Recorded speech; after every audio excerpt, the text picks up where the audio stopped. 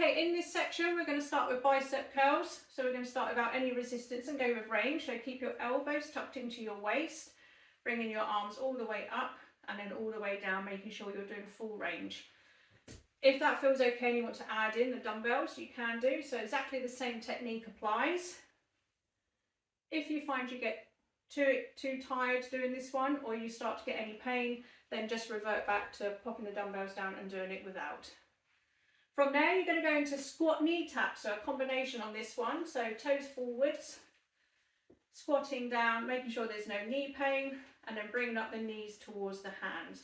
If you find there is any knee pain, then you can just go slightly shallower in the squat. Okay, from there we're going to go down to the floor now for press-ups. So onto our hands and knees, hands underneath our shoulders and on our knees, and then pressing downwards towards the floor and then back up again.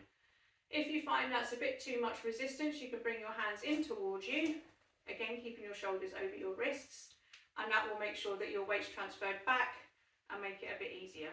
If you want a bit more of a challenge, you can take your hands further forwards away from you, which will put more resistance onto your arms and make it more advanced. Okay, from there we're going to come up into standing for lunges. Okay, so alternating legs as you go forwards, nice bending of the knees. If there's any pain in the knee or there's any twinges, then just go slightly shallower. And if you've got any balance issues, then you can have a chair next to you so you can hold on for balance if you need. Okay, after that we're going to go back down onto the floor now for crunches. So laying down on your back, okay, knees bent, feet together, hands at the temples, breathing out as you come up, nice abdominal squeeze, and then breathing back in as you come back down again. If you get any neck tension, which is quite common doing these, then just have a rest for a couple of seconds and then you can finish the set. From there, you're going to go into the bicycle crunch next. So starting with an opposite elbow to knee, coming in and then alternating sides. If you find this one too much or you get too tired, then you can just revert back to a normal crunch. Good. Okay, from there we're going to go into mountain climbers next. So up onto our feet and our hands. And then from there you're going to step in with one foot, stepping back, and then alternating sides. Good. If you need a rest at any time during this set, then you can have a rest for a few seconds and then come back up again, and then always give it another go because it's a good one to build up on.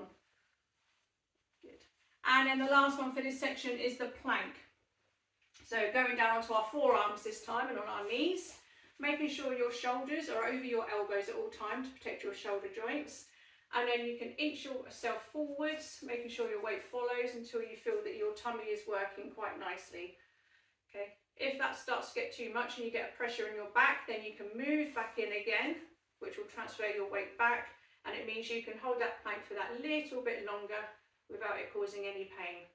However, if you want to have a go at making it a bit more of a challenge, then have a go at taking your knees off the floor, and then that will really get you working nicely all the way through. Again, if there's any pain, then please do revert back down onto your knees.